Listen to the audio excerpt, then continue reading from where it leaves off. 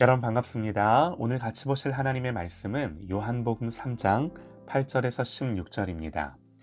바람이 임의로 불매 내가 그 소리는 들어도 어디서 와서 어디로 가는지 알지 못하나니 성령으로 난 사람도 다 그러하니라.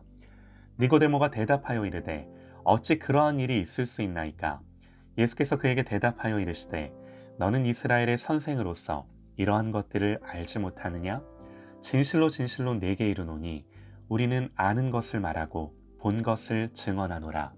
그러나 너희가 우리의 증언을 받지 아니하는도다. 내가 땅의 일을 말하여도 너희가 믿지 아니하거든. 하물며 하늘의 일을 말하면 어떻게 믿겠느냐? 하늘에서 내려온 자 곧 인자 외에는 하늘에 올라간 자가 없느니라.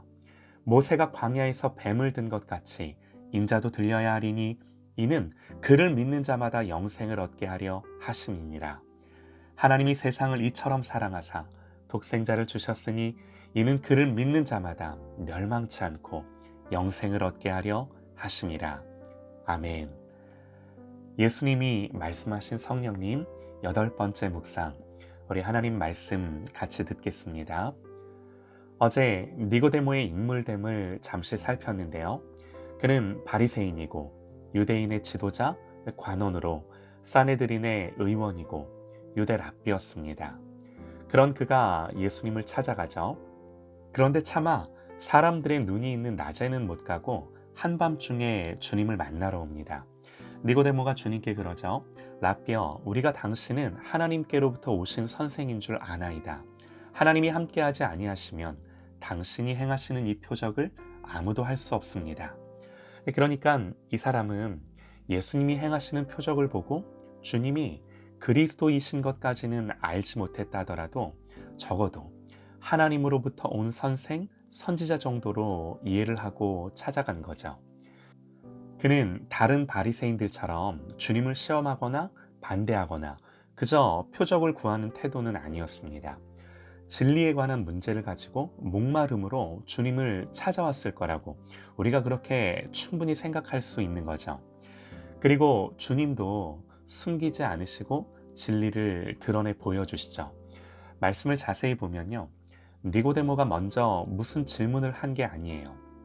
한밤중에 주님을 찾아왔고 당신은 하나님으로부터 오신 선생이요 하나님이 당신과 함께 하십니다 말했을 때 주님이 니고데모를 보시고는 거듭남에 대해 말씀하신 거예요. 그러므로 이건요, 한 영혼을 보시는 주님의 정확한 통찰에서 나온 가르침인 것입니다. 니고데모의 진정한 필요가 뭔지를 아시고 그가 무엇을 깨닫고 믿어야 하는지를 말씀하신 거죠. 지금 너의 문제가 뭐고 어떻게 해야 그 문제를 해결하고 지금의 이 모든 영적인 곤고함이 돌파될 수 있는지 그 핵심과 본질을 말씀하신 거예요.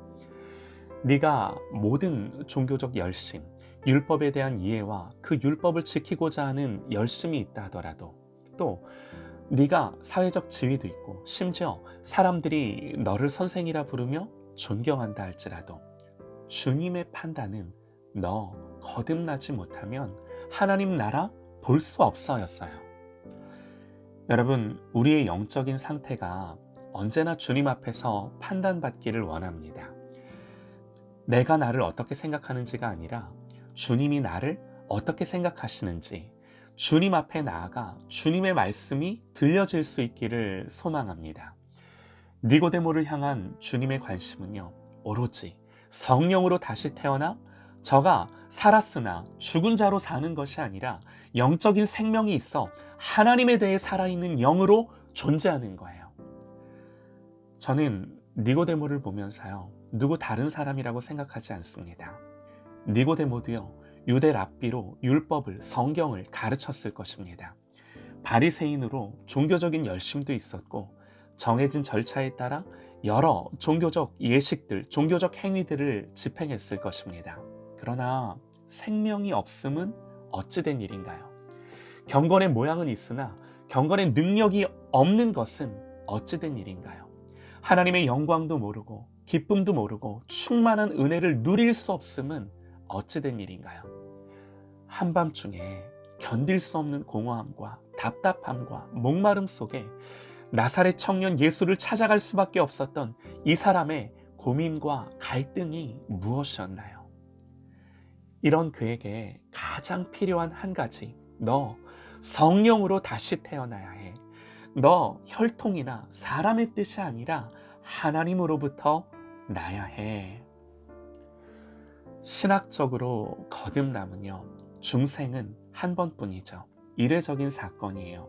그러나 내가 중생했다 하더라도 지금 이 성령의 생명을 경험하지 못하고 살아간다면 다시 거듭나야 한다는 표현은 신학적으로 맞지 않을지 모르지만요, 분명한 건요, 성령 충만함으로 새롭게 되어져야 하는 것은 분명한 것입니다. 왜 그런가? 성경은 우리에게 뭘 말하냐면요, 하나님의 성령을 근심하게 하지 말라 그럽니다. 또 심지어는 우리에게 성령을 소멸치 말라 그럽니다. 이 말인즉 우리는요, 얼마든지 성령을 근심케 하고 죄로 내 안에 성령님의 불을 꺼뜨릴 수 있다는 거예요. 다윗은 범죄했을 때 시편 51편에서 나를 주 앞에서 쫓아내지 마시며 주의 성령을 내게서 거두지 마소서 탄식했습니다. 주님은 아셨어요. 니고데모에게 다른 그 어떤 것이 필요한 것이 아니라 오직 성령께서 역사하셔서 새롭게 빚으시고 다시 만드시고 이전의 것들은 다 지나가고 새롭게 태어나야 된다는 것을 아셨습니다. 그런데 주님이 너 거듭나야 해, 너 물과 성령으로 다시 나야 해 말씀하셨을 때 아직 육에 속한 니고데모는요, 도무지 그 말이 무슨 말인지 깨닫지 못했습니다. 그래서 오늘 말씀에요, 어찌 그러한 일이 있을 수 있나이까?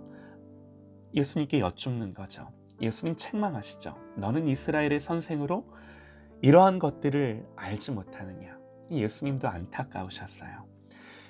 그러면서 하시는 말씀이 내가 땅의 일을 말하여도 너희가 믿지 아니하거든 하물며 하늘의 일을 말하면 너희가 어떻게 믿겠느냐 그러세요. 우리가 오늘 말씀을 통해 보고자 하는 건요, 여기서 예수님과 니고데모의 대화는 멈춥니다. 주님은요, 더 이상 설명도 설득도 하지 않으세요. 예수님 니고데모를 포기해서 그러신 걸까요? 아니요. 다만 한 가지를 말씀하세요. 모세가 광야에서 뱀을 든 것 같이 인자도 들려야 하리니 이는 그를 믿는 자마다 영생을 얻게 하려 하심이니라.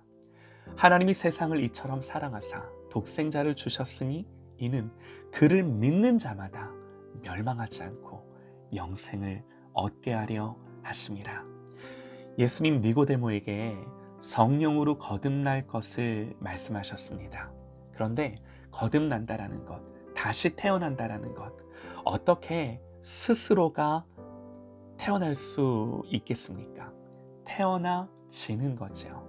어머니가 10달을 품고 배 아파 생명을 낳듯 생명은 내가 태어나는 것이 아니라 나아지는 겁니다. 모세가 광야에서 뱀을 든 것 같이 인자도 들려야 하리니, 니고데모는요, 율법의 선생으로 모세가 광야에서 뱀을 든 사건이 무엇인지 잘 알고 있었을 것입니다. 주님은요, 당신도 그렇게 나무에 달려야 함을 말씀하세요. 십자가, 이것이 주님의 결론이에요. 어떻게 성령께서 죄인에게 오셔서 우리를 변화시키시고 우리의 눈을 뜨게 하시고 우리의 귀를 열어주시고 마음을 새롭게 하시고 영적인 생명으로 우리를 다시 살게 하시는가? 오직 예수님이 십자가에 죽으심으로. 그러므로 우리는 생각해야 합니다. 주님이 자기 목숨을 버리시면서까지, 하나님이신 주님이 죽으시면서까지, 모세가 광야에서 놋뱀을 든 것 같이 주님이 나무에 달려 들려지시기까지 우리 주님은요, 그렇게 성령님을 우리에게 주고자 하세요. 왜요? 성령으로 거듭나게 하시기 위해. 이것이 우리 주님의 열심입니다. 여러분, 니고데모는요, 이후에 어떻게 되었을까요? 후에 니고데모는 공회에서 예수님에 대한 문제를 가지고 논란을 벌일 때 예수님을 변호하면서 우리 율법은 사람의 말을 듣고 그 행한 것을 알기 전에 심판하느냐며 예수님을 옹호합니다. 그러나 힘에 부치죠. 결국 예수님은 십자가에 죽으시고 주님이 십자가에 죽으신 후에 다들 두려워할 때, 제자들이 다 숨었을 때 아리마대 요셉과 함께 예수님을 장사 지내기 위해서 많은 양의 모략과 침향을 가지고 빌라도에게 와서 시신을 달라고 그러죠. 성경이 더 이상 자세한 이야기는 전해주지 않지만 무지했으나 목마름을 가지고 그 밤에 주님을 찾아온 니고데모를 하나님이 외면치 않았으리라 확신합니다. 이제 우리 차례죠. 주님이 죽기까지 성령으로 우리를 거듭나게 하시고자 십자가를 지셨을진데, 우리의 신앙이 뭘 사모하며 무엇을 향하여 열심을 내야겠습니까? 주님이 주고자 하신 이 성령님을 사모하며 성령으로 거듭나고 새로워지기를 열망해야 할 것입니다. 우리의 신앙의 열심은 오직 이것을 향한 열심이 되어야 돼요. 고린도전서 2장 말씀을 읽어드리고 마치겠습니다. 기록된 바 하나님이 자기를 사랑하는 자들을 위하여 예비하신 모든 것을 눈으로 보지 못하고 귀로 듣지 못하고 사람의 마음으로 생각하지도 못하였다 함과 같으니라. 오직 하나님이 성령으로 이것을 우리에게 보이셨으니 성령은 모든 것 곧 하나님의 깊은 것까지도 통달하시느니라. 사람의 일을 사람의 속에 있는 영 외에 누가 알리요? 이와 같이 하나님의 일도 하나님의 영 외에는 아무도 알지 못하느니라. 우리가 세상의 영을 받지 아니하고 오직 하나님으로부터 온 영을 받았으니 이는 우리로 하여금 하나님께서 우리에게 은혜로 주신 것들을 알게 하려 하심이라. 우리가 이것을 말하거니와 사람의 지혜가 가르친 말로 아니하고 오직 성령께서 가르친 것으로 하니 영적인 일은 영적인 것으로 분별하느니라. 육에 속한 사람은 하나님의 성령의 일들을 받지 아니하나니 이는 그것들이 그에게는 어리석게 보이며 또 그는 그것들을 알 수도 없나니 그러한 일은 영적으로 분별되기 때문이라. 사랑하는 여러분, 우리는 오직 성령으로만 하나님 나라를 볼 수 있습니다. 성령님이 아니면요, 종교는 있으나 생명은 없습니다. 오직 성령의 생명으로 나아가는, 다시 사는 저와 여러분 되시기를 간절히 소망합니다.